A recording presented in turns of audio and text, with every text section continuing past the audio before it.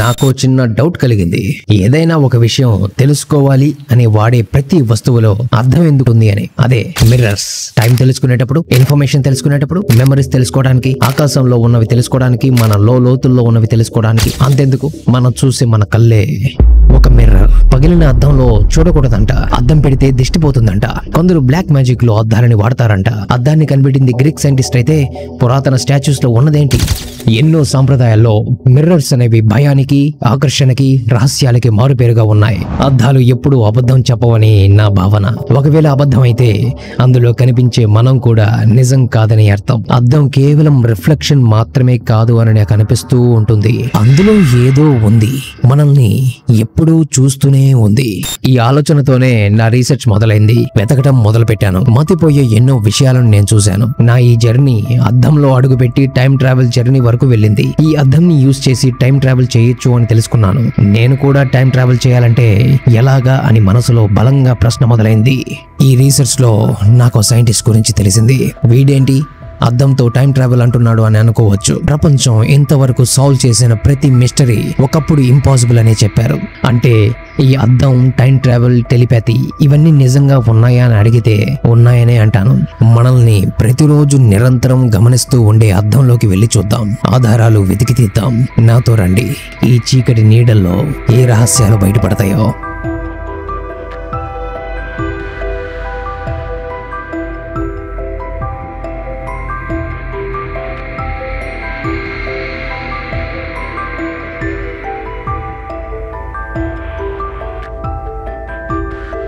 అది 1990 December. Arctic సరిహద్దుల ప్రాంతంలో ఇద్దరు రష్యన్ సైంటిస్టులు ఒక సాహసమైన ఎక్స్పెరిమెంట్ ని మొదలుపెట్టారు. వాళ్ళ లక్ష్యం ఏంటంటే మనుషులు దాగి ఉన్న సూపర్ పవర్ ని ఎన్హాన్స్ చేయడం. దాన్నే ESP అంటారు, ఎన్హాన్స్డ్ సూపర్ పవర్. దీనికోసం షీల్డ్ లాంటి ఒక డివైస్ ని తయారు చేశారు. ఇది లోపల ఉన్న వ్యక్తికి బయట నుండి ఎటువంటి ఎలక్ట్రోమాగ్నెటిక్ వేవ్స్ ద్వారా ఇంటరప్ట్ జరగనీకుండా చేసి అతని లోపల ఉన్న బయాలజికల్ పవర్ ని ఎన్హాన్స్ అయ్యేలా చేస్తుంది. ఈ డివైస్ అల్యూమినియం తో చేసిన ఒక ట్యూబ్ లాగా ఉంటుంది. లోపల ఒక చైర్ ఉంటుంది. ఈ డివైస్ ఎప్పుడైతే రెడీ చేశారో ఉన్నటువంటి చుట్టుపక్కల ప్రాంతంలో ఎన్నో వింత వింత సంఘటనలు చోటు చేసుకున్నాయి. గాలిలో డిస్క్ లాంటి ఆకారంతో ఆ ల్యాబ్ చుట్టూ తిరిగాయి.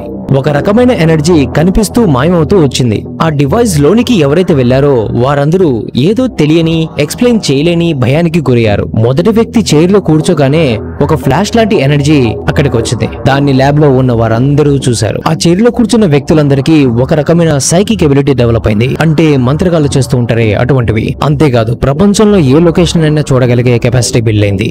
అది కూడా ప్రస్తుతం జరిగేది మాత్రమే కాదు, పాస్ట్ అండ్ ఫ్యూచర్ లో కూడా. ఈ ఎక్స్పెరిమెంట్ వలన 1950లో వచ్చిన ఒక థియరీని నిజమని ప్రూవ్ చేసేలా చేసింది. అదే మనం చూస్తున్న ఈ టైం అనేది అస్సలు లేదు అని. ఆ వ్యక్తి సైంటిస్ట్ ఎలా చెప్తున్నాడో అలా చేస్తున్నాడు. చైర్ లో కూర్చొని ఆ స్పైరల్ వాల్ ని అలా చూస్తూ ఇదివరకే అతనికి తెలిసిన కొన్ని పురాతన పిక్చర్స్ ని ఊహిస్తూ ఉన్నాడు. కానీ ఎక్కువసేపు కాన్సన్ట్రేట్ చేయలేకపోతున్నాడు. ఎంత ఎక్కువ ట్రై చేస్తే అంతగా తెలియని భయం అతనిలో పుడుతూనే ఉంది. తన బాడీలోని నరం చెబుతుంది, ఇక్కడ నుండి ఈ క్షణము వెళ్ళిపో, ఇంకెప్పుడు తిరిగి రాకు అని. అతనికి క్రమేణా తల తిరగడం మొదలైంది. కడుపులో ఏదో తెలియని అలజడి కొద్ది కొద్దిగా క్షీణించిపోతున్నాడు.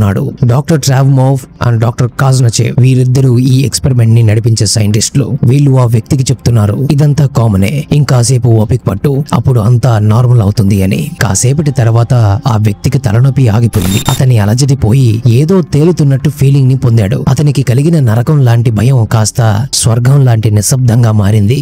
అతని ఎదురుగా మెరిసిపోతూ ఉన్న కాన్కేవ్ వాల్ లో అతని రిఫ్లెక్షన్ మాయమైపోతూ ఉంది. నిజం చెప్పాలంటే ఆ వాల్ అనేది ఇప్పుడు తనకి ట్రాన్స్పరెంట్ గా ఉంది. అతను దాని అవతల చూడగలుగుతున్నాడు. కానీ విచిత్రం ఏంటంటే ఇది ఎక్కడో ఆర్కిటిక్ సర్కిల్ ప్రాంతంలో మారుమూల గ్రామంలో ఉన్న చిన్న ల్యాబ్. కానీ అతనికి బయట అది కనిపించట్లేదు. అతనికి కనిపిస్తుందంతా ఒక ఎండ బాగా వస్తున్న రోజు. అతనికి పక్షుల శబ్దాలు, అక్కడున్న పిల్లల శబ్దాలు వినిపిస్తున్నాయి. అతనిలోని నిశ్శబ్దం పెరిగే కొద్దీ ఈ పిక్చర్స్ లేదా విజన్ అతనికి క్లియర్ గా కనిపిస్తూ వచ్చాయి. ఇది ఇంపాసిబుల్ అని తనకు తెలుసు, కానీ క్రమేణా తాను ఆ విజన్ ని చూడటమే కాదు, ఆ విజన్ లోపలికి వెళ్ళిపోతున్నాడు. అదంతా ఎంతో రియల్ గా ఉంది, నమ్మక తప్పట్లేదు. అలానే ఆ విజన్ లో తేలుతూ ఒక 5-6 ఏళ్లు ఉన్న ఒక పిల్లవాడు ఉన్న చోటకి వెళ్ళాడు. ఆ పిల్లవాడి వెనకాలే వెళుతూ ఉన్నాడు. తానెక్కడున్నాడో చూద్దామని పక్కకి తిరిగి చూసే ప్రయత్నం చేసినప్పుడు అంతా మసకగా ఉంది. ఏంటిది అని ఆ పిల్లవాడిని మళ్ళీ చూశాడు. ఆ పిల్లవాడి షూస్, వేసుకున్న డ్రెస్ ఎక్కడో చూసినట్లే ఉంది. పరిగెత్తుతున్న ఆ పిల్లవాడు సడన్ గా ఆగిపోయాడు, వెనక్కి తిరిగాడు. అంతే, ఇతని వెన్నులో 1000 వోల్ట్ల కరెంటు పాస్ అయినట్టు షాక్ అయ్యాడు. ఆ పిల్లవాడు ఎవరో కాదు, ఆ వ్యక్తే. తాను 5 ఏళ్ల వయసులో ఉన్నప్పటి సమయం అది. పక్కన చూశాడు, తన ఇల్లు, వీధి, ఆ ట్రాఫిక్ అన్నీ కనిపిస్తున్నాయి. ఇంకొక పక్క పార్క్ లో తనకి తెలిసిన మొహాలే కనిపిస్తూ ఉన్నాయి. ఉన్నట్టుండి ఆ అల్యూమినియం వాల్స్ పూర్తిగా మాయమైపోయాయి. తాను పూర్తిగా ఆ విజన్ లోకి వెళ్ళిపోయాడు. కానీ నేను చైర్లో కూర్చొని ఉన్నాను కదా అనే విషయం ఎక్కడో మనసులో ఒక మసకబారిన ఆలోచనగా ఉంది. ఈ ఆలోచనల గందరగోళంలో ఉన్నప్పుడు తాను ఒకటి గమనించాడు. అదేంటంటే ఆ పిల్లవాడు తననేసి చూస్తూ ఉన్నాడు అని. అదేంటి, ఇది అస్సలు పాసిబుల్ కాదు. ఎందుకంటే తాను ఉన్నది 30 ఏళ్ల కింద జరిగిన ఒక విజన్ లోపల కదా. చూస్తే నేను చూడాలి, అంతేకాని నన్నెలా చూస్తారు అనుకుంటూ ఉన్నప్పుడు ఆ పిల్లవాడు తన దగ్గరికి వచ్చి ఎవరు నువ్వు అని అడిగాడు. అంతే, సడన్ గా అతను ప్రస్తుతం ఉన్న చోటికి వచ్చేసాడు. పోర్టల్ క్లోజ్ అయిపోయింది, ఆ విజన్ ఎండ్ అయిపోయింది. ఈ వ్యక్తి యొక్క ఎక్స్పీరియన్స్ ని ఇంకా డజన్ల కొద్ది వ్యక్తుల ఎక్స్పీరియన్సెస్ ని ఒక డాక్యుమెంట్ రూపంలో భద్రపరిచారు. అండ్ వాటితో పోలిస్తే ఈ వ్యక్తి యొక్క ఎక్స్పీరియన్స్ చాలా చిన్నది.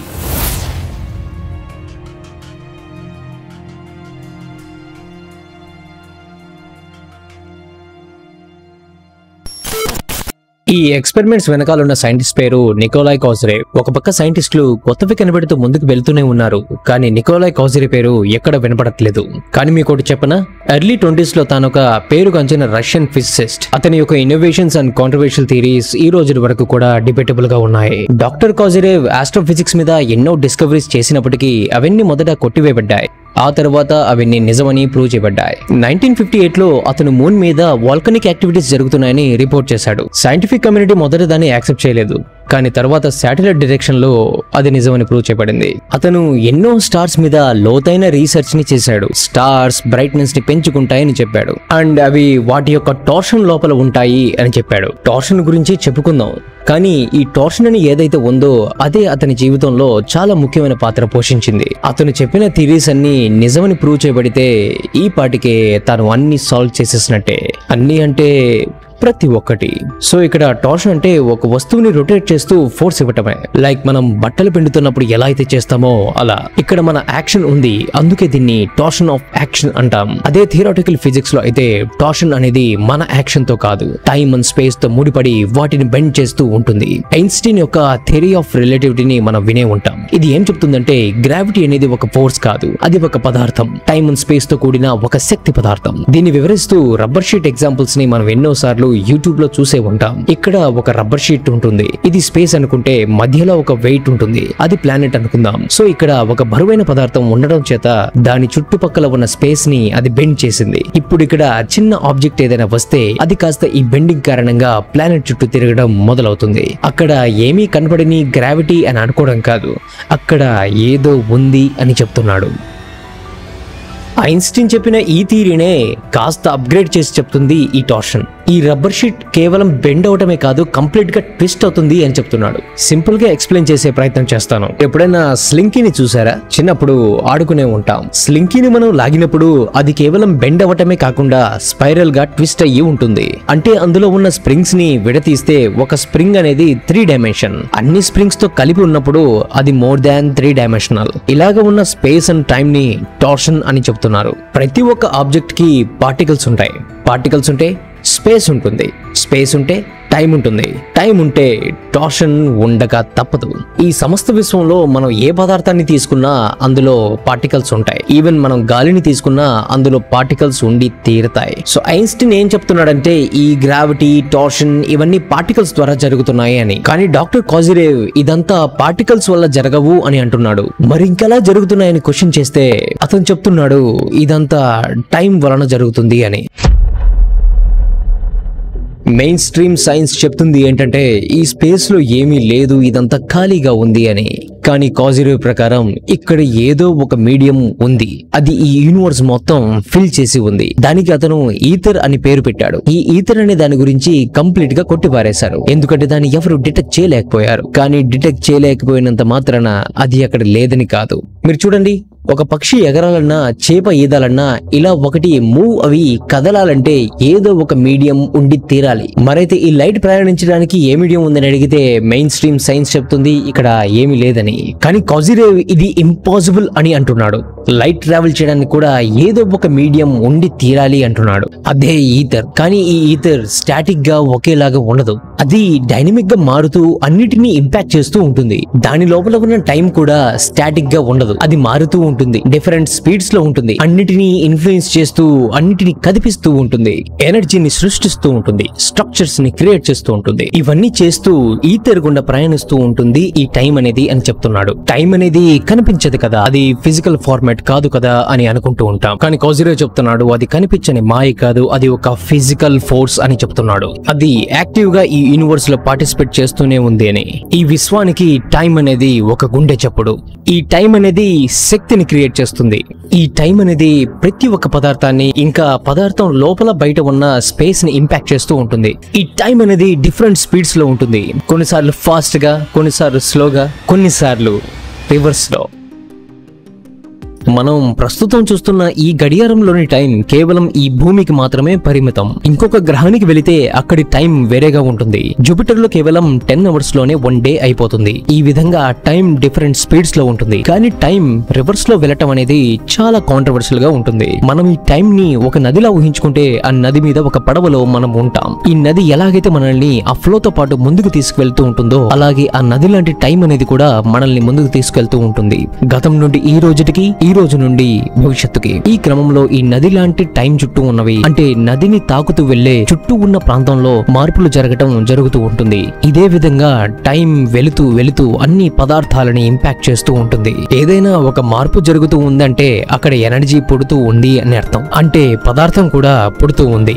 ఇక్కడ ముందు చెప్పుకున్నాం కదా, టైమే ఎనర్జీని, పదార్థాన్ని ఇంపాక్ట్ చేస్తుంది అండ్ సృష్టిస్తుంది కూడా. ఇక్కడ టైం అనేది ఒక రకమైన ఫోర్స్, సింపుల్ గా ఒక రకమైన ఎనర్జీ. సో మనం దీన్ని టైం ఎనర్జీ అని చెప్పుకుందాం. టైం ఎనర్జీ ప్రతి ఒక్క దాన్ని ఇన్ఫ్లుయెన్స్ చేస్తుంది, లైక్ గ్రావిటీ అండ్ ఎలక్ట్రోమాగ్నెటిజం ని. అండ్ ఈ కాలం అనేది ఫిజికల్ మ్యాటర్ ని కూడా ఇన్ఫ్లుయెన్స్ చేస్తుంది, లైక్ మన భూమిని అండ్ అందులో నివసించే మనల్ని. ఈ సేమ్ టైం ఎనర్జీ ఈ గెలాక్సీస్ యొక్క స్పిన్నింగ్ ని ఇన్ఫ్లుయెన్స్ చేస్తూ ఉంటుంది, ప్లానెట్స్ యొక్క ఆర్బిట్స్ ని ఇన్ఫ్లుయెన్స్ చేస్తుంది. టైం ఎనర్జీ ప్రతి ఒక్క స్టార్ ని మింగేస్తూ ఉంటుంది, అదే సమయంలో అంత బ్రైట్ గా వెలిగేలా చేస్తూ ఉంటుంది. టైం ఎనర్జీ మన భూమి మీద ఉన్న వెదర్ ని ఇన్ఫ్లుయెన్స్ చేస్తూ ఉంటుంది. చెట్లు పెరగటం నుండి మన డిఎన్ఏ ద్వారా మన ఐ కలర్ ఎలా ఉంటుందో డిసైడ్ చేయబడటం, ఇలా అన్నిటి వరకు.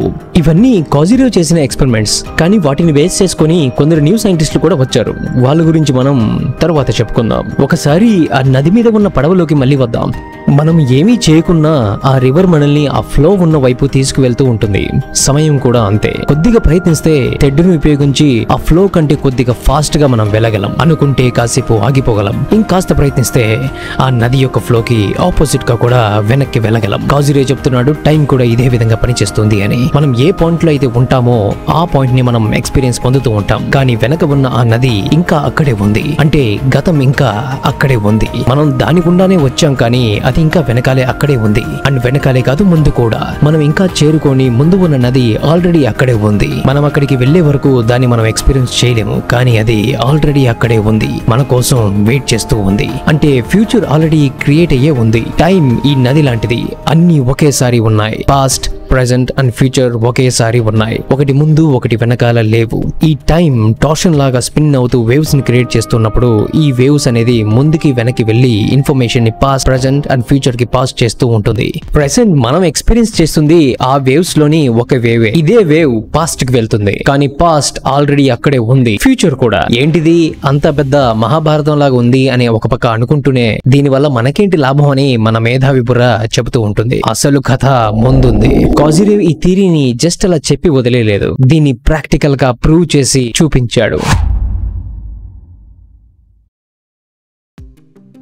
టార్షన్ ఫీల్డ్స్ ని కనుక్కోవడానికి తను పెండులమ్స్ తో గైరోస్కోప్స్ తో ఎక్స్పెరిమెంట్స్ మొదలు పెట్టాడు. టెలిస్కోప్ ని యూజ్ చేసి ఒక స్టార్ ని చూశాడు. ఆ స్టార్ అనేది నిజం చెప్పాలంటే పాస్ట్ లో ఉంటుంది. ఎలాగంటారా, సన్ యొక్క లైట్ భూమి మీద పడటానికి 8 నిమిషాల సమయం పడుతుంది. అంటే వచ్చిన 8 నిమిషాల తర్వాత మనం దాన్ని చూస్తాం. అలాగే ఒక స్టార్ యొక్క లైట్ మన భూమి మీద పడటానికి ఎన్నో వేల లైట్ ఇయర్స్ పడుతుంది.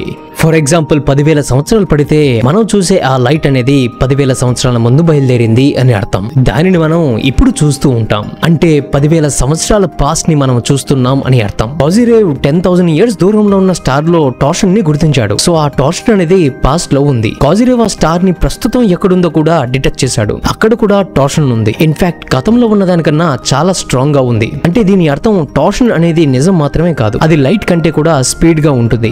ఎలానో చెప్తాను. ఆ 10,000 ఏళ్ల ముందు స్టార్ నుండి వచ్చిన ఆ లైట్ ఇప్పుడు మనం చూస్తూ ఉన్నాం. అంటే ఆ లైట్ రావడానికి అంత టైం పట్టింది. కానీ ఆ స్టార్ ప్రస్తుతం ఎక్కడుంది మనకు తెలియదు. ఎందుకంటే అది కనిపించదు. ఎందుకంటే కనిపించాలంటే లైట్ రావాలి. లైట్ రావాలంటే మళ్ళీ 10,000 సంవత్సరాలు పడుతుంది. సో మనం ప్రస్తుతం ఎగ్జాక్ట్ గా ఉన్న స్టార్ పొజిషన్ ని చూడలేం. కానీ ఈ పెండులమ్స్ అండ్ గైరోస్కోప్స్ తో తాను ఒక క్యాల్కులేషన్ వేసి ఒక స్పాట్ ని గీశాడు. ఆ స్పాట్ లో చూస్తే అక్కడ సేమ్ టార్షన్ ఉంది. ఇంకా అక్కడికి లైట్ రాలేదు. దీన్ని బట్టి మనకు అర్థమవుతుంది టార్షన్ వేవ్స్ అనేవి లైట్ కంటే కూడా చాలా వేగవంతమైనవి. మనకు తెలిసిన దాని ప్రకారం లైట్ అనేది సెకండ్కు 3 లక్షల కిలోమీటర్ల స్పీడ్ తో వెళ్తుంది. అంటే లైట్ ప్రయాణించడానికి సమయం పడుతుంది. కానీ టార్షన్ అలా లేదు. అది కేవలం 10,000 సంవత్సరాలే కాదు, 10,000 లక్షల సంవత్సరాలు తీసుకున్నా కూడా అది ప్రయాణించడానికి 1 సెకండ్ సమయం కూడా తీసుకోవట్లేదు. అది ఎలా ఉందంటే ఇన్స్టెంట్ గా ఉంది. ఎప్పుడు అక్కడే ఉంది. ఎక్కడుంది అంటే ఎక్కడైనా ఉంది.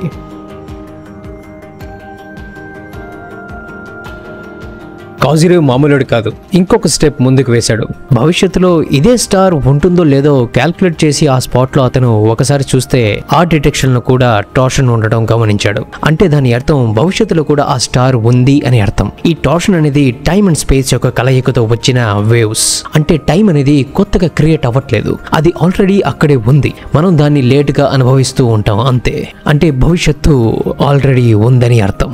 ఇది తెలిసినప్పుడు నాకు ఒక అద్భుతమైన విషయం అర్థమైంది. పుట్టిన ప్రతి మనిషికి చావు ఉంటుంది. అంటే పుట్టిన క్షణమే చావు కూడా పుట్టేసింది. ఇవి రెండు ఆపోజిట్ గా ప్రయాణిస్తూ ఉంటాయి. మనం తీసుకునే ఉచ్ఛ్వాస జీవం అయితే నిశ్వాస చావు లాంటిది. అవి రెండు ఒకే లైన్ లో ఉంటూ ఒకదానికొకటి ఆపోజిట్ లో వెళ్తూ ఉంటాయి. దీన్ని బట్టి కాజిరేవ్ ఏమని కంక్లూడ్ చేశాడంటే ఈ టైం అంతా ఒకేసారి జరుగుతూ ఉంది. ఇన్ఫినిట్ గా, ఒక నది ప్రవాహంలా, ఆది అంతం లేకుండా అదలా జరుగుతూనే ఉంది. ఈ పాస్ట్ అండ్ ఫ్యూచర్ అనేది కేవలం మన అండర్స్టాండింగ్ కోసం వాడుకునే పదాలు మాత్రమే. కానీ నిజానికి అక్కడ ఉన్నదంతా ప్రెజెంట్ మాత్రమే అని చెప్పాడు.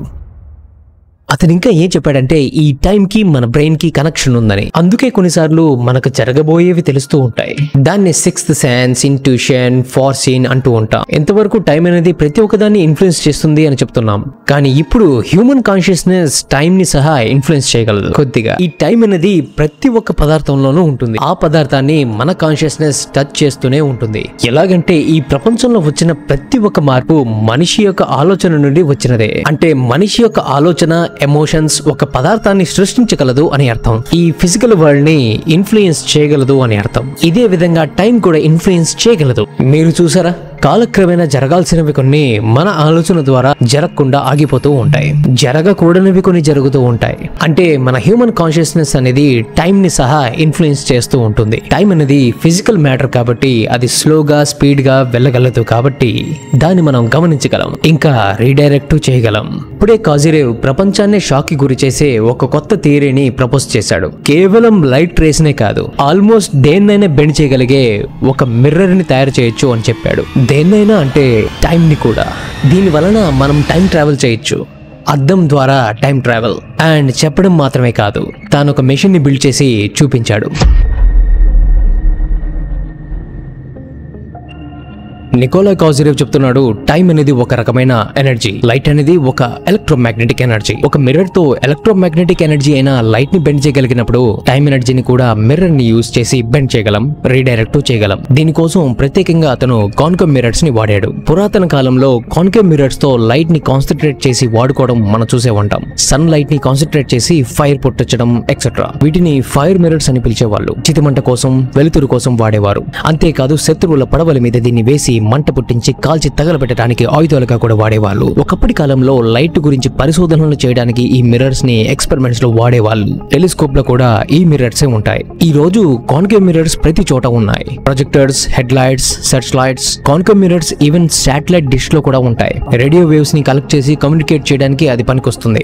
కాజిరే చెప్తున్నాడు మిర్రర్స్ ఆల్మోస్ట్ దేన్నైనా బెండ్ చేయగలదని. మైక్రోవేవ్స్, లేజర్స్, అల్ట్రావైలెట్ రేస్ ని, ఇంకా స్పేస్ లో ఉన్న ప్రతి పార్టికల్ ని. సో ఇదే విధంగా టైం ఎనర్జీని కూడా ఫోకస్ చేసి బెండ్ చేయొచ్చు. కాజిరే ఈ ఎనర్జీని ఫోకస్ చేయడానికి ఒక డివైస్ ని తయారు చేశాడు. అది ఒక థిన్ మెటల్ షీట్ లాగా ఉంటుంది. దాని యొక్క జియోమెట్రీ ఫిబొనాచి నంబర్స్ ని బేస్ చేసుకుని ఉంటుంది. ప్రకృతిలోని అన్ని పర్ఫెక్ట్ ఆబ్జెక్ట్స్ ఈ ఫిబొనాచి నంబర్ తోనే ఉంటుంది. చూడటానికి ఒక స్పైరల్ లాగా. టార్షన్ లో కూడా ఈ స్పైరల్సే ఏర్పడుతున్నాయి. అందుకే తాను ఈ స్పైరల్ మెటల్ షీట్ ని తయారు చేశాడు. ఎన్నో మెటల్స్ ని ట్రై చేసి చూశాడు. కానీ టైం ఎనర్జీ అల్యూమినియం మెటల్ కి ఎక్కువగా రెస్పాండ్ అవుతుంది అని గమనించాడు. అతని మొదటి పరీక్షల్లో టైం ని బెండ్ చేసి అతి సూక్ష్మమైన లెవెల్ ని కనుగొన్నాడు. అతను ఈ డివైస్ ని వాడి టైం లోని 10 సెకండ్స్ ఫ్యూచర్ ని కనుగొగలుగుతున్నాడు. అందుకేనేమో సోవియట్ గవర్నమెంట్ ఇతని రీసెర్చ్ ని ఒక స్టేట్ సీక్రెట్ గా ప్రకటించింది. ఇప్పుడు తనకున్న లక్ష్యం ఒకటే, ఈ డివైస్ ని లార్జర్ వర్షన్ తయారు చేయడమే. లోపల ఎన్నో వాల్స్ తో కూడి ఈ స్పెషల్ మిర్రర్ ని అమర్చిన ఒక క్యాప్సూల్ లాంటి డివైస్ ని తయారు చేశాడు. ఈ క్యాప్సూల్ లోపల టైం ఫాస్ట్ గా వెళ్ళగలదు. దీని లోపలికి మీరు వెళితే మీరు భవిష్యత్తుని చూడటమో లేదా చేరటమో జరుగుతుంది. ఇప్పటి వరకు టైం మెషిన్ ని తయారు చేయాలన్న ఆలోచన కలిగిన ప్రతి ఒక్క సైంటిస్ట్ కి ఈ డివైస్ ఒక ఇన్స్పిరేషన్ గా ఉండి ఉండొచ్చు. మనకు పోతులూరి వీరబ్రహ్మేంద్ర స్వామి లాగా ఫ్రెంచ్ కి చెందిన నాస్ట్రాడామస్ గురించి మనం వినే ఉంటాం. అతను ఎన్నో ప్రిడిక్షన్స్ ని చెప్పాడు. అతని మెడలో కోడిగుడ్డు ఆకారంలో ఉన్న ఒక మెటల్ బాల్ ఉండేది. దాని లోపల కాన్కేవ్ మిర్రర్స్ ఉండేవి. అతను ప్రిడిక్షన్స్ చేసే ముందు దాని ఒక నీటిని నింపిన నల్లని బౌల్ లో ఉంచేవాడు. అతను దాన్ని మ్యాజిక్ మిర్రర్ అని చెప్తుండేవాడు. ఇక్కడ నీరు నింపిన బౌల్ కూడా ఒక రకమైన కాన్కేవ్ మిర్రరే కదా. లియోనార్డో డావిన్సీ తన బుక్ లో ఎన్నో రహస్యాలతో పాటు 8 మిర్రర్స్ తో కూడిన ఒక రూమ్ లాంటి స్కెచ్ గీసి ఉన్నాడు. అదే మిర్రర్ ఛాంబర్. చెప్పాను కదా, మిర్రర్ లో ఏదో ఉంది. కాజిరోవ్ తాను ఈ ప్రోటోటైప్ ని డెవలప్ చేస్తున్న సమయంలో సోవియట్ గవర్నమెంట్ దీని మీద ఒక కన్ను వేసి ఉంచింది. And of course USA intelligence department కి అంటే సిఐఏ కి కూడా దీనిపై కన్ను పడింది. ఆ తరువాత ఫిబ్రవరి 27, 1983లో నికోలాయ్ కాజిరేవ్ తాను తయారు చేసిన మెషిన్ ని టెస్ట్ చేయబోయే సమయంలో తాను అనుమానాస్పదంగా చనిపోయి ఉన్నాడు.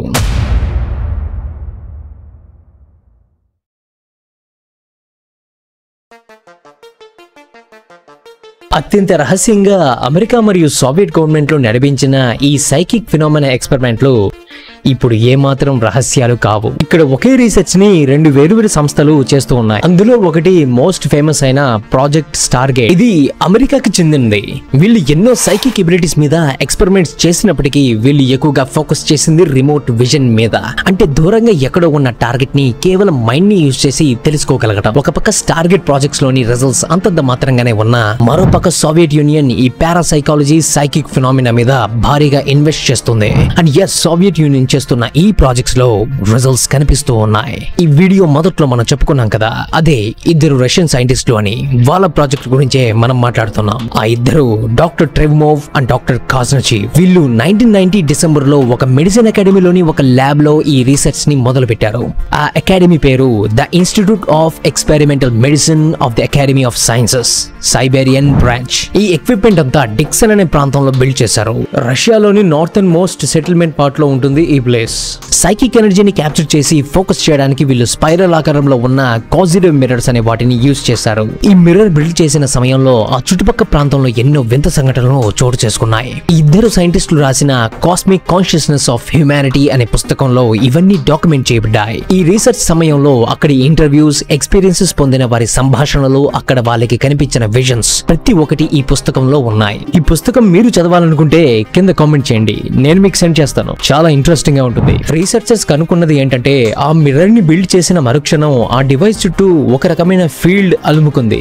ఏంటా ఫీల్డ్? అదే ఏ ఫీల్డ్ ఆఫ్ ఫియర్, భయం.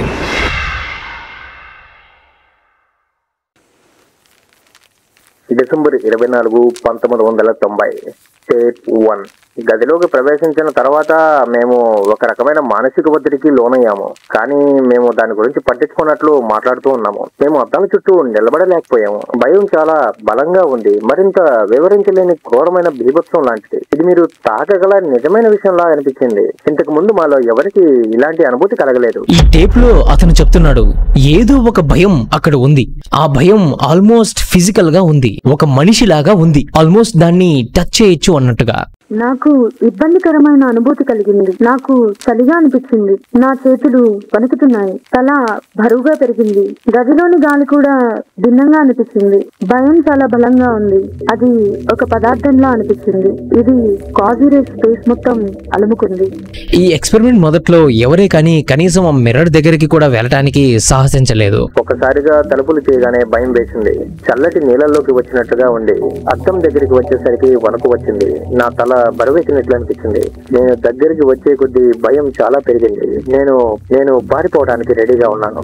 ఒక పవర్ఫుల్ గా పేలిపోయేంత ఎనర్జీ సడన్ గా ఆ డివైస్ పైకి వచ్చింది. రీసెర్చర్స్ దానికి ప్లాస్మాయిడ్స్ అని పేరు పెట్టారు. దీని వాళ్ళు ఒక లైటనింగ్ బాల్ లాగా ఉంటుందని వర్ణించారు. ఈ ల్యాబ్ కు బయట ఆకాశంలో ఏవో రకరకాల ఆకారాలు కనిపించడం మొదలయ్యాయి. అవి ఆ ల్యాబ్ లో పనిచేసే వాళ్ళతో పాటు ఆ టౌన్ లో ఉన్న వారందరూ చూశారు. మార్నింగ్ 8:30కి ల్యాబ్కి వెళ్తున్నప్పుడు నేను భవనం పైన ఎర్రగా మెరుస్తున్న సర్కిల్ ని చూశాను.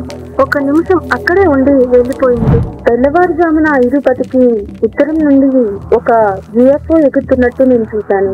అది ఎరుపు తెలుపు కాంతిని ప్రసరించే గ్రహణం యొక్క రూపాన్ని కలిగి ఉంది. ఆ వస్తువు దేనికోసమో వెతుకుతున్నట్లు కాంతులు వెలువడుతున్నాయి. UFO 4 నిమిషాల పాటు కనిపించింది. తరువాత లైట్లు ఆరిపోయాయి మరియు అది మాయమైంది. అకస్మాత్తుగా నాకు ఒక రకమైన హిప్నాసిస్ లా అనిపించింది. ఆ అనుభూతి ఎక్కువసేపు లేదు. చీకటికి వ్యతిరేకంగా శనిగ్రహంలో కనిపించే తెల్లటి మెరుస్తున్న వస్తువు నేను చూశాను. దాదాపు 7 రకాల UFOs ఆ నెల మొత్తంలో ఆ చుట్టుపక్కల ఏరియాల్లో కనిపించాయి. ఫైనల్ గా ఈ స్టడీ మీదే ఇంట్రెస్ట్ వచ్చి ధైర్యం తెచ్చుకొని మరికొందరు వాలంటీర్స్ ఇందులోకి వెళ్ళడానికి సిద్ధమయ్యారు. అండ్ అసలైన భయం ఇప్పుడు మొదలవుతుంది. ఫస్ట్ ఎక్స్పెరిమెంట్ ఇలా మొదలైంది. ఒక ఆపరేటర్ డిక్సన్ లో ఉన్న కాజిరే మిర్రర్ దగ్గర కూర్చుంటాడు. ఇంకొక ఆపరేటర్ నవోసబెక్స్ దగ్గర ఉన్న కాజిరే మిర్రర్ దగ్గర కూర్చుంటాడు. రెండిటికి దూరం 1400 మైళ్ళు, అంటే దాదాపు 2300 కిలోమీటర్లు. ఆపరేటర్ కి కొన్ని ఇమేజెస్ చూపించి వాటిలో ఏదో ఒకటి సెలెక్ట్ చేసుకుని నవోసబెక్స్ లో ఉన్న వ్యక్తికి మైండ్ లోనే సెండ్ చేయి అని చెప్తారు. And the results are very surprising. Earth యొక్క మ్యాగ్నెటోస్పియర్ నార్మల్ గా కామ్ గా ఉన్నప్పుడు సక్సెస్ రేట్ అనేది 0 నుండి 10% వరకు ఉండేది. కానీ మ్యాగ్నెటోస్పియర్ యాక్టివ్ గా ఉన్నప్పుడు, అంటే సోలార్ స్టార్మ్స్ లాంటివి వచ్చినప్పుడు 30% నుండి 45% సక్సెస్ రేట్ తో వాళ్ళు మ్యాచ్ అయ్యారు. అంటే మైండ్ ద్వారా ఇమేజెస్ ని సెండ్ చేయగలిగారు 45% సక్సెస్ రేట్ తో. దీన్ని బట్టి మనకు అర్థమవుతుంది హ్యూమన్ కాన్షియస్నెస్ అనేది ఏదో ఒక రూపంలో ఈ ఎర్త్ యొక్క మ్యాగ్నెటిక్ ఫీల్డ్ తో కనెక్ట్ అయ్యి ఉంది అని. ఇది నికోలాయ్ కాజిరేవ్స్ థియరీకి సరిగ్గా సరిపోతుంది. అదేంటంటే sun spots, solar weather, torsion waves ఇవన్నీ మన భూమిలో జరిగే వాటిని ఇన్ఫ్లుయెన్స్ చేస్తుంది అని. వెదర్ నుండి హ్యూమన్ కాన్షియస్నెస్ వరకు ప్రతి ఒక్క దాన్ని. ఈ ఇన్ఫ్లుయెన్సెస్ మీద ఒక అద్భుతమైన రీసెర్చ్ తో నా క్యాలెండర్ వీడియోలో వివరంగా చూపించాను. You can watch it. So ఇక్కడ సక్సెస్ రేట్ అనేది 45% ఉంది. అందుకే ఇంకొక ఎక్స్పెరిమెంట్ ని చేశారు, ఇంకొద్దిగా ఎఫెక్టివ్ గా. 2 డిఫరెంట్ కాజిరే మిర్రర్స్, 2 డిఫరెంట్ సిటీస్. ఇద్దరు ఒకే మెసేజ్ ని ఎర్త్ యొక్క మ్యాగ్నెటిక్ స్పియర్ ని ఊహిస్తూ కాన్సన్ట్రేట్ చేసి అందులోనికి సెండ్ చేస్తున్నట్టుగా విజువలైజేషన్ చేయాలి. ఆ తరువాత 12 వేరు దేశాల నుండి 5000 మంది పార్టిసిపెంట్స్ ఎర్త్ యొక్క మ్యాగ్నెటిక్ స్పియర్ యాక్టివ్ గా ఉన్నప్పుడు దాన్ని రిసీవ్ చేసుకోవాలి. మరియు సక్సెస్ రేట్ అనేది 95% కి చేరుకుంది. ఇది కేవలం సైంటిస్టులకే కాదు, దీన్ని ఎప్పటికప్పుడు ఒక కన్నుతో గమనిస్తూ ఉన్న CIA కి కూడా షాక్ కి గురి చేసింది. ఆ తరువాత కొద్దిమంది పిల్లలతో ఇది టెస్ట్ చేసి చూశారు. ఎస్పెషల్లీ ఆధ్యాత్మికంగా లేక పూజలు రిచువల్స్ చేసే ఫ్యామిలీస్ నుంచి వచ్చిన చిన్న ఆడపిల్లల్ని తీసుకువచ్చారు. ఆ పిల్లలు అద్భుతంగా చేశారు. ఇక్కడ మిర్రర్ దగ్గర ఉన్న ఆపరేటర్ ఇమేజ్ ని కాకుండా ఆ ఇమేజ్ ప్లేస్ లో ఉన్న నంబర్ ని ఫోకస్ చేస్తాడు. పిల్లలు వాళ్ళకి రిసీవ్ అయిన నంబర్ పైన ఏ ఇమేజ్ వాళ్ళు చూసారో అది స్కెచ్ వేయమని చెప్పారు. అతను పంపిన నంబర్ 63కి ఆ పిల్లలు గీసిన స్కెచెస్ ఇవే. అండ్ సింబల్ 32కి ఇది వేశారు. క్రమేణా వాలంటీర్స్ ఈ కాజిరే మిర్రర్ తో మెలగటం నేర్చుకున్నారు. కొందరైతే ఒకేసారి 7 గంటల పాటు ఇంకా ఎక్కువ కూడా అందులో కూర్చునేవారు. లోపల కాజిరే స్పేస్ లో ఉండటంతో మొదట నా శరీరం అటు ఇటు వణికింది. చుట్టూ ఒత్తిడి వచ్చింది మరియు తల బరువు పెరిగింది. తర్వాత ఈ భావన పోయింది మరియు నేను చాలా తేలికగా భావించాను. అప్పుడు నాకు అనిపించింది నా నుండి నేను వేరుగా బయటికి వస్తున్నట్టుగా.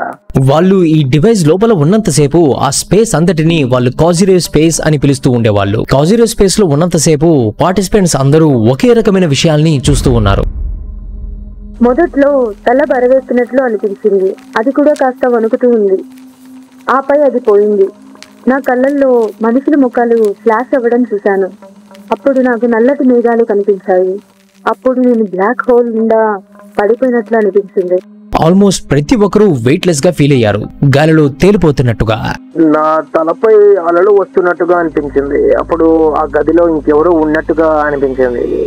ఆ తర్వాత వరుసగా ఇమేజెస్ ఏవో కనిపించాయి. ఈ ఎక్స్పెరిమెంట్ లో పాల్గొన్న అందరిలో కామన్ గా కలిగిన ఎక్స్పీరియన్సెస్ ని ఈ బుక్ లో మెన్షన్ చేశారు. ఆల్మోస్ట్ 90% పార్టిసిపెంట్స్ కి వాళ్ళు గాల్లో తేలినట్టు ఎక్స్పీరియన్స్ పొందారు. చాలా మంది ఈ భూమిని దాటి స్పేస్ లోకి వెళ్ళినట్టు, ఇంకా సెలెస్టియల్ బాడీస్ ని చూసినట్టు, అంటే ఫిజికల్ బాడీస్ కాకుండా ఒక బియాండ్ ఫిజికల్ బాడీస్ ని చూసినట్టు, ఇంకొందరైతే యూఎఫ్ఓస్ ని చూశారు. ఇంకా కొన్ని లాంగ్ అవర్స్ లో కూర్చున్న వారికైతే వాళ్ళకి ఎన్నో సింబల్స్ కనిపించాయి. అక్కడ ఎన్నో రకాలైన సింబల్స్ గాలిలో తిరుగుతూ వాళ్ళకి కనిపించాయి. అవి మెరుస్తూ ఉన్నాయి. విచిత్రం ఏంటంటే అవి వాళ్ళ మైండ్ లో కనిపించట్లేదు, డైరెక్ట్ గా ఆ రూమ్ లోనే కనిపిస్తూ ఉన్నాయి.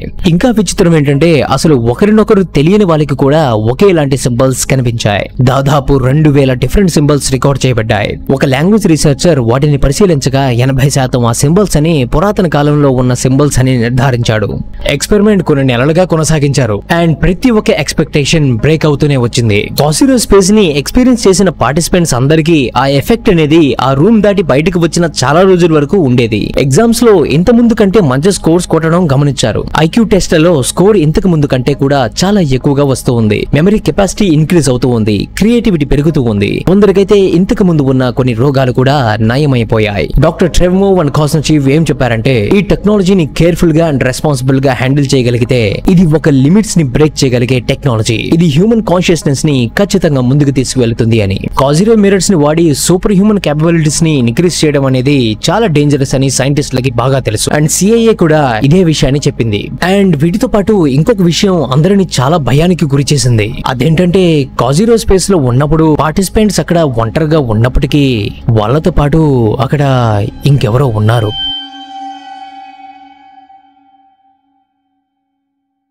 ఎంత ఎక్కువసేపు కాసిరో స్పేస్ లో గడుపుతున్నారో అంతసేపు వారందరికీ ఒకే రకమైన అనుభవాలు వస్తూ ఉన్నాయి. పాల్గొన్న వారిలో 70% మంది యూఎఫ్ఎస్ ని చూశారు. 75% మంది గ్రహాంతరానికి సంబంధించిన బిల్డింగ్స్ ని చూశారు. 68% మంది ఆ స్పేస్ లో ఏదో ఒక స్ట్రాంగ్ ఇంటెలిజెంట్ ఎంటిటీని ఫీల్ అయ్యారు. అంటే ఒక అస్తిత్వం ఉన్నట్టు, బాడీ లేని మనుషుల్లాగా. వాళ్ళు ఈ ఎంటిటీస్ కి అబ్జర్వర్స్ అని పేరు పెట్టారు. నేను ఒక రకమైన అన్కంఫర్టబుల్ గా ఫీల్ అయ్యాను. అది భయంగా మారింది. నా మెడపై ఏదో చల్లగా ఉందని భావించాను. ఎవరో చూస్తున్నారని నాకు అనిపించింది. కాబట్టి నేను కళ్ళు తెరవడానికి భయపడ్డాను.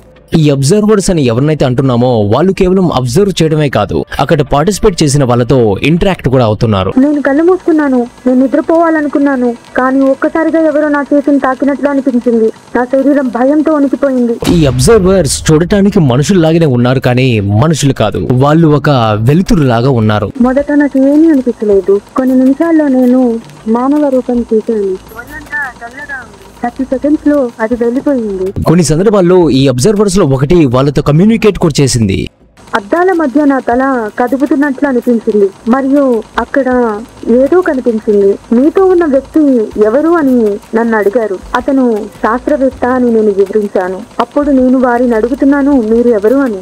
వారి నుండి సమాధానం రాలేదు. నేను వారిని అడిగాను, మీరు నాకు కనిపిస్తారా అని. అప్పుడే వాళ్ళని నేను చూశాను. వాళ్ళు మనుషుల్లా ఉన్నారు. మెరుస్తున్న లైట్ కనిపించాయి. ఒక స్వరం నన్ను నీకేం కావాలి అని అడిగింది. నేను నిన్ను కలవాలనుకుంటున్నాను అని సమాధానం ఇచ్చాను. లీగ్ అని ఏదో ఒక పదం మాత్రమే నాకు గుర్తుంది. ఈ కనిపించిన అబ్జర్వర్ తో కమ్యూనికేట్ చేయడం అనేది అక్కడున్న చాలా మంది పార్టిసిపెంట్స్ కి అసౌకర్యమైన ఎక్స్పీరియన్స్ ని కలిగించింది. నేను లైట్లు ఉన్న పరికరాన్ని చూశాను మరియు అది గుడ్డు ఆకారపు వస్తువు. నాతో రా అని ఏదో నా మనసులో చెబుతూ ఉంది. నాకు ఒక్కరు లేదు అని జవాబిచ్చాను. మీరంటే నాకు భయం ఉంది అని చెప్పాను. అప్పుడు అది వెంటనే పోయింది. నేను ఒక ముఖం చూశాను. అది మానవునిది కాదు. నాకు భయం వేసింది. నా తల నెమ్మదిగా తిరుగుతున్నట్లు అనిపించింది. వెలుతురులాగా ఏదో మెరుస్తూ ఉంది. అక్కడ ఎవరున్నారు అని అడిగాను. దానికి సమాధానంగా నాకు ముఖం లేదు, నేను ఏది కాదు మరియు అన్నీ నేనే అని చెప్పింది. అప్పుడు నేను తన కళ్ళని చూశాను. ఆ కళ్ళు అస్సలు ప్రశాంతంగా లేవు. బయట కనిపించిన యూఎఫ్ఎస్ కంటే కూడా చాలా మందికి ఆ రూమ్ లోనే యూఎఫ్ఎస్ కనిపించాయి. నేను వెలుతురుస్తున్న ఎయిర్ క్రాఫ్ట్ ని చూశాను. అది నల్లని అర్ధగోళంలో ఉన్నాయి. నేను కొన్ని తలుపులు చూశాను. ఒక తలుపు తెరిచి చూస్తే అందులో మనుషులతో ఉన్న జీవులు కనపడ్డారు, కానీ అవి చిన్న పరిమాణంలో ఉన్నాయి. నేను వాటిని ఏమి చేస్తున్నాయని అడిగాను. మరి వారు చెప్పారు మనల్ని చూస్తూ ఉన్నారని. వాళ్ళు ఎక్కడి నుండి వచ్చారు అని అడిగితే పెద్ద నక్షత్రం నుండి వచ్చాం అని చెప్పారు. ఒక అబ్జర్వర్ అయితే మన భూమి గురించి ఒక ప్రెడిక్షన్ కూడా చెప్పింది. నేను కళ్ళు మూసుకోగానే నా శరీరం మైండ్ రిలాక్స్ అయింది. తేలికగా పైకి ఎగురుతున్న వస్తువును చూశాను. ఎప్పుడు చూడని ఒక వ్యక్తి గది మధ్యలో నిలబడి ఉన్నాడు. అతని ముఖం కనిపించలేదు. నిదానంగా ఇలా చెప్పాడు, మీ గ్రహం ప్రమాదంలో ఉంది. మీరు అద్దాలతో ఎక్కువసేపు గడుపుతున్నారు. అది అంత మంచిది కాదు అని చెప్పాడు. ఒక ప్రమాదం రాబోతుంది అని చెప్పాడు. ఎప్పుడు అని అడిగాను. తర్వాత సమాధానం లేదు. ఆ కనిపించని వెలుతురు మనుషులు భవిష్యత్తులో జరగబోయే డేంజర్ ని ప్రెడిక్ట్ చేశారా లేదా ఇప్పుడు చేస్తున్న పనులకి డేంజర్ జరగచ్చు అని చెప్పారా అన్నది క్లారిటీ లేదు. కానీ 40% పార్టిసిపెంట్స్ కి టైం ట్రావెల్ ఎక్స్పీరియన్స్ అయ్యింది. చాలా మందికి వాళ్ళు వాళ్ళ జీవితంలో ఉన్న ఎన్నో రకాల గతంలోకి వెళ్లి చూశారు. కొందరికి వాళ్ళ గతం ఒక మూవీ చూసినట్టు అనిపించింది. ఇంకొందరికి డైరెక్ట్ గా అందులోకి వెళ్లటం, ఆ గతంలో ఉన్న వాళ్ళతో ఇంటరాక్ట్ అవ్వటం కూడా జరిగింది. ఇంకొందరికి వాళ్ళని వాళ్ళు చారిత్రక సంఘటనలో ఉన్నట్టు చూసుకున్నారు. ఒకరైతే జంగిస్ ఖాన్ అనే రాజుకి అడ్వైజర్ గా ఉండటం చూశారు. అలాగే కొందరు రోమన్ ఎంపైర్ లో, కొందరు మిడిల్ ఏజ్ కింగ్డమ్స్ లో ఉన్నట్టుగా. ఇది ఒక రకమైన గత జన్మలని చూసినట్టుగా అనిపిస్తుంది. నికోలాయ్ కాజిర్ ప్రకారం ఈ టైం అనేది ఒక ఎనర్జీ. ఈ టైం ఎనర్జీ అనేది ఈ ఫిజికల్ వరల్డ్ లో ఎంతో ఇన్ఫర్మేషన్ ని తీసుకెళ్తూ ఉంటుంది, ముందుకి మరియు వెనక్కి. ఆబ్జెక్ట్స్ అనేవి వాటి యొక్క స్థితిని మార్చినప్పుడు ఈ ఇన్ఫర్మేషన్ అనేది చాలా స్పష్టంగా కనిపిస్తుంది. దీన్ని నేను క్లియర్ గా వివరిస్తాను. ఫర్ ఎగ్జాంపుల్, మనం ఇప్పుడు ఫిజికల్ బాడీ అనే స్థితిలో ఉంటాం, అవునా? మనిషి చనిపోయిన తర్వాత ఈ ఫిజికల్ స్థితిని దాటి ఇంకొక స్థితిలోకి చేరుకుంటాం. ఈ విధంగా స్థితులు మారినప్పుడు టైంలో దాగి ఉన్న ఇన్ఫర్మేషన్ చాలా బాగా కనిపిస్తుంది. అందుకే మనకు తెలియని ఎన్నో విషయాలు ఆత్మలకి కనిపిస్తూ ఉంటాయి. ఇది నేను చెప్తున్న ఎగ్జాంపుల్. కాజిరే దీన్ని ఇంకోలాగా వివరిస్తున్నాడు. నీళ్లు సాలిడ్ గా ఫ్రీజ్ అవ్వగలదు, ఆ తరువాత అది కరిగి స్టీమ్ గా మారగలదు. ఈ రకంగా వాటర్ స్టేట్స్ మారినప్పుడు, వాటి యొక్క స్థితి మారినప్పుడు టైం ఎనర్జీని ఎన్కోడ్ చేయడం చాలా సులభం అని చెప్పాడు. మీరు గమనించారా? ఒక ఆహార పదార్థాన్ని బయట నార్మల్ స్థితిలో ఉంచినప్పుడు త్వరగా కుళ్ళిపోతుంది. అదే దాన్ని ఫ్రీజ్ చేసి ఉంచితే దాని యొక్క ఎక్స్పైరీ పెరుగుతుంది. కెప్టెన్ అమెరికా లాగా తాను మంచులో గట్టికట్టి మళ్ళీ నార్మల్ గా వచ్చేసరికి అందరి వయసు పెరిగి ఉంటుంది, కానీ అతను అలాగే ఉంటాడు. ఇక్కడ అతని టైం ఎనర్జీ వేరేలాగా పనిచేసింది. సో ఇదే విధంగా ఇలా ఒక ఆబ్జెక్ట్ యొక్క స్థితి మారినప్పుడు టైం ఎనర్జీని ఈజీగా ఎన్కోడ్ చేయొచ్చు అని చెప్పాడు. వీళ్ళు ఈ ల్యాబ్ ని డిక్సన్ అనే ప్రాంతంలో సెట్ చేయడానికి కూడా ఇటువంటి రీజన్స్ ఉన్నాయి. వాటిలో ఒక రీజన్స్ ఏంటంటే పర్మఫాస్ట్, అంటే శాశ్వతంగా మంచుతో ఉన్న ప్రదేశం. కాజిరు ఏమని నమ్మాడంటే ఆర్కిటెక్ట్ లో వాటర్ గడ్డకట్టి ఉన్నప్పుడు ఆ ప్రాంతంలో కాలచక్రంలో ఉన్న ఇన్ఫర్మేషన్ కూడా అక్కడే గడ్డకట్టి ఆ ఐస్ లో ట్రాప్ అయ్యి ఉంటుంది అని. అండ్ ఎప్పుడైతే ఆ ఐస్ కరిగిపోతుందో అందులో ఉన్న టైం ఎనర్జీ రిలీజ్ అయిపోతుంది అని. ఇలా ఈ రీసెర్చ్ డాక్టర్ ట్రావ్మోవ్ అండ్ డాక్టర్ కాసన్షివ్ ఆధ్వర్యంలో ఎన్నో ఏళ్లుగా కొనసాగించబడింది. అండ్ ఎంతో అద్భుతమైన సక్సెస్ ని వాళ్ళు పొందారు. సోవియట్ అండ్ రష్యన్ గవర్నమెంట్ నుండి వీళ్ళకి సపోర్ట్ ఉన్నప్పటికీ మెయిన్ స్ట్రీమ్ సైన్స్ జర్నల్స్ ఎప్పుడు దీని గురించి పబ్లిష్ చేయలేదు. ప్రతి ఒక్క దేశాల్లో ఈ కాజిరే మిరర్స్ తో ఎక్స్పెరిమెంట్స్ ని కంప్లీట్ గా ప్రతి ఒక్కరూ ఇగ్నోర్ చేసేశారు. కానీ సిఐఏ తప్ప. గత 2 ఏళ్లుగా ఈ రీసెర్చ్ ని వాళ్ళు క్లోజ్ గా ఫాలో అవుతున్నారని ఒక డాక్యుమెంట్ ని రిలీజ్ చేశారు. అంతేకాదు సొంతంగా వీళ్ళు కూడా, అంటే సిఐఏ వాళ్ళు కూడా ఈ రీసెర్చ్ ని మొదలు పెడుతున్నారని ఆరోపణ చేశారు. హ్యూమన్ కాన్షియస్నెస్ ని ఇంక్రీజ్ చేయడం, సైకిక్ ఎబిలిటీస్ వృద్ధి చెందడం గురించి అండ్ ఈ టెక్నాలజీ యొక్క సామర్థ్యం గురించి వివరిస్తూ ఒక డాక్యుమెంట్ సిఐఏ డేటాబేస్ లో దొరికింది. ఇంకా ఫ్రీడమ్ ఆఫ్ ఇన్ఫర్మేషన్ లా ప్రకారం ప్రతి ఒక్కరికి దీని గురించి ఇన్ఫర్మేషన్ తెలియాలని గవర్నమెంట్ కి ఎన్నో వేల రిక్వెస్ట్లు పంపించినప్పటికీ ఈ ఇన్ఫర్మేషన్ అనేది సీక్రెట్ గానే ఉంచబడింది. కాజిరేవ్ అనే వ్యక్తి రష్యాకి చెందినవాడు. అతను చేసిన ఎక్స్పెరిమెంట్ డిక్సన్ అనే ప్రాంతంలో. అతను ఎక్స్పెరిమెంట్స్ పూర్తి కాకముందే అతను చనిపోయాడు. అతని రీసెర్చ్ ఆధారంగానే మరొక ఇద్దరు డాక్టర్ ట్రెవ్మోవ్ అండ్ డాక్టర్ కాజిన్చేవ్ చేసిన ఎక్స్పెరిమెంట్ సైబేరియాలోని ఒక మెడికల్ ల్యాబ్ లో. మన ఈ వీడియో వీళ్ళు చేసిన ఎక్స్పెరిమెంట్ నుండి వచ్చిన ఇన్స్పిరేషనే. సైబేరియాలో కాజిరేవ్ మిరర్స్ తో చేసిన ఈ ఎక్స్పెరిమెంట్ అనేది ఒక అమేజింగ్. కానీ ఎక్కడో ఒక డౌట్ కూడా వస్తుంది, ఇదంతా నిజంగా నిజమేనా అని. వెల్, ఒక పక్క మెయిన్ స్ట్రీమ్ సైన్స్ దీన్ని కంప్లీట్ ఇగ్నోర్ చేస్తే, మరోపక్క అమెరికన్ ఇంటెలిజెన్స్ డిపార్ట్మెంట్స్ దీన్ని దగ్గరగా పరిశోధిస్తూ ఉంది. డాక్టర్ కాజ్నసేవ్ అండ్ డాక్టర్ ట్రెవ్మోవ్ ఈ ఎక్స్పెరిమెంట్ ని చాలా డీటెయిల్ గా వివరించారు. వాళ్ళు ఎన్నో ఇంటర్వ్యూస్ ఇచ్చారు, ఎక్కడే కానీ వాళ్ళు అబద్ధాలు చెప్పినట్టుగా కనిపించట్లేదు. అయినా అవసరమేముంది? మొదటిగా వీళ్ళ రీసెర్చ్ కి సోవియట్ గవర్నమెంట్ ఫండింగ్ చేసింది. ఆ గవర్నమెంట్ కి అబద్ధాలు చెప్పడం అసాధ్యం. కాజిరేవ్ ఈథర్ గురించి చెప్పారు, కానీ మెయిన్ స్ట్రీమ్ సైన్స్ అసలు ఈథర్ అనేది లేదు అని కొట్టిపారేశారు. అతను బహుశా ఈథర్ అనే పేరు వాడకుండా ఏ డార్క్ మ్యాటరో డార్క్ ఎనర్జీనో అని వాడుంటే అతని మాటలు ఎందరో ఈ రోజు నమ్మేవారేమో. కానీ అతను గతంలో చెప్పిన ఎన్నో థియరీస్ మొదట్లో కొట్టి పారేసినప్పటికీ తరువాత అవి నిజాలు అని చాలా సార్లు ప్రూవ్ అయ్యాయి. ఇది కూడా నిజమే అవ్వచ్చు కదా. ఏదేమైనా మిర్రర్స్ ని వాడి టైం ట్రావెల్ చేయడం అనేది వినటానికి సైన్స్ ఫిక్షన్ లానే ఉంటుంది అండ్ అది అలానే ఉండేది కూడా 6 నెలల ముందు వరకు.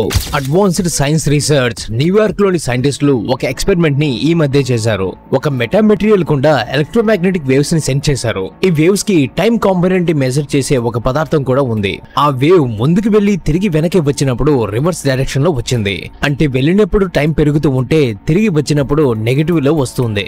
దీన్నే టైం రిఫ్లెక్షన్ అని సింపుల్ గా పిలుస్తారు. ఈ రీసెంట్ ఎక్స్పెరిమెంట్ ఇంకా థియరీలోనే ఉన్నప్పటికీ దీన్ని బట్టి అర్థమైంది టైం కేవలం స్ట్రైట్ గానే వెళ్ళదు, అది వెనక్కి రివర్స్ లో రాగలదు కూడా. కాజిరో చెప్పిన థియరీ ఇక్కడ నిజమైంది. రివర్స్ డైరెక్షన్ లో టైం వెళ్తుందని ప్రూవ్ చేశారు సరే, కానీ అతను ఎప్పుడు చెప్తూ ఉండేవాడు కదా టైం అనేది ఫిజికల్ గా ఉన్న వాటిని ఇంపాక్ట్ చేస్తూ ఉంటుందని. మరి దాన్ని ఎలా ప్రూవ్ చేశారు? డాక్టర్ ట్రెవ్మోవ్ కాజిరో థియరీస్ అండ్ మిర్రర్స్ ని వాడి రాబోయే భూకంపాలని ప్రిడిక్ట్ చేశాడు. మళ్ళీ సైన్స్ ఫిక్షన్ లానే అనిపిస్తుంది, కానీ భూకంపాల మీద వాతావరణ శాఖ మరియు జియాలజిస్టుల అనాలిసిస్ కేవలం 8% అక్యురేట్ గా ఉండేవి. కానీ 2018 లో డాక్టర్ ట్రెవ్మోవ్ చెప్పిన అనాలిసిస్ 61% అక్యురేట్ గా ఉంది. డాక్టర్ ట్రెవ్మోవ్ ప్రకారం మనం కాజిరో మిర్రర్స్ ని యూజ్ చేసి డేంజరస్ వెదర్ ని ప్రిడిక్ట్ చేయొచ్చు. సోలార్ స్టార్మ్స్, వాల్కనిక్ ఎరప్షన్స్, ఇంకా ఎన్నో. మన సోలార్ సిస్టమ్ ని డీప్ గా ఉన్న ఈ స్పేస్ ని స్టడీ చేయడానికి ఈ కాజిరో మిర్రర్స్ ని వాడొచ్చు. స్పేస్ లో ఉన్న ఇతర స్థావరాలు, మనుషులని కనుక్కోవచ్చు. వయస్సు పెరిగే కొద్దీ వచ్చే ఏజింగ్ ప్రాసెస్ ని స్లో డౌన్ చేయొచ్చు. నయం చేయలేని రోగాలని కూడా నయం చేయొచ్చు అని నమ్ముతున్నారు. కాజిరో థియరీ నిజమో అబద్ధమో, కానీ ఇది మనకు ఒక కొత్త రియాలిటీని చూపించింది. మానవ జీవితానికి ఒక గొప్ప సందేశాన్ని ఇచ్చింది. మన జీవితం కేవలం తలరాతల మీద కాదు, మనం తీసుకునే చాయిసెస్ అండ్ యాక్షన్స్ మీద ఆధారపడి ఉంటుంది అని తెలియజేశాడు. ఒక రకమైన ఇన్ఫర్మేషన్ అండ్ ఎనర్జీ ఫీల్డ్ తో మనమందరం ప్రతి ఒక్క జీవితో మరియు ఈ విశ్వంతో కనెక్ట్ అయి ఉన్నామని తెలియజేశాడు.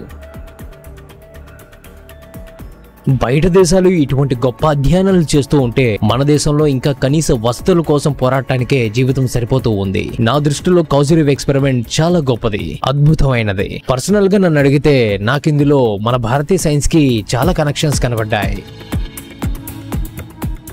నాకు కనిపించిన కొన్ని కనెక్షన్స్ మీతో షేర్ చేసుకుంటాను. మన దేశంలో ఆగమ శాస్త్రంలో ఇటువంటి టెక్నాలజీస్ చాలా కనిపిస్తాయి. మనం చూసే పురాతన టెంపుల్స్ కూడా ఒక రకంగా కాజిరో స్పేస్ లాంటిదే. మన దేశంలో ప్రిడిక్షన్స్ చేయడం అనేది వెన్నతో పెట్టిన విద్య. ఈ మధ్య జరిగిన ఒక వార్ ని ఎంతో మంది భారతీయులు ప్రిడిక్ట్ చేశారు. 80-90% మంది ఆధ్యాత్మిక సాధకులకి మొదటగా వాళ్ళు ఎక్స్పీరియన్స్ పొందేది భయాన్నే, ఫియర్. మ్యాచ్ అవుతుంది కదా. నయం కాలేని చాలా పెద్ద రోగాలు కొన్ని రకాలైన హోమాల ద్వారా నయం చేయడం మన భారతదేశంలో ఎన్నో వేల సంవత్సరాల నుండి ఉంది. కాజిరో మిర్రర్ లో మిర్రర్ అనేది మీడియం గా ఉంటే మన వాళ్ళ దాంట్లో ఫైర్ మీడియం గా ఉంటుంది. పాస్ట్ అండ్ ఫ్యూచర్ అనేవి 2 రూపాలలో మన బ్రెయిన్ లో మాత్రమే దాగి ఉన్నాయి. పాస్ట్ అనేది మెమరీగా, ఫ్యూచర్ అనేది ఇమాజినేషన్ గా. నిజం చెప్పాలంటే 2 అబద్ధాలే. ప్రస్తుతం మాత్రమే నిజమని ఇప్పటి వరకు కొన్ని వేల మంది యోగులు మన దేశంలో చెప్పి ఉన్నారు. అండ్ ఈ మిషన్ కి గడ్డకట్టిన ఐస్ తో సంబంధం ఉందని చెప్పారు. మీకు డౌట్ వచ్చి తీరాలి మై డియర్ అమిగోస్. మన దేశంలోని యోగులకి, సిద్ధులకి, జ్ఞానులకి ఈ గడ్డకట్టిన హిమాలయతో కూడా సంబంధం ఉంది. ఈ రీసెర్చ్ ని ఏదో పైకి న్యూస్ చదివినట్టు చదివేయచ్చు, కానీ దీన్ని సింపుల్ గా మీకు అర్థమయ్యే విధంగా చేయడానికి నేను చాలా కష్టపడ్డాను. దానికోసం ఒక చిన్న లైక్ ఇస్తే బాగుంటుంది. ఇటువంటి జ్ఞానం మనతో ఆగిపోకూడదు, అందరికీ చేరాలి. అందుకే ఖచ్చితంగా ఈ వీడియోని మీ ఫ్రెండ్స్ అండ్ ఫ్యామిలీతో షేర్ చేయండి. See you all in the next video. అంతవరకు సైనింగ్ ఆఫ్, బాయ్.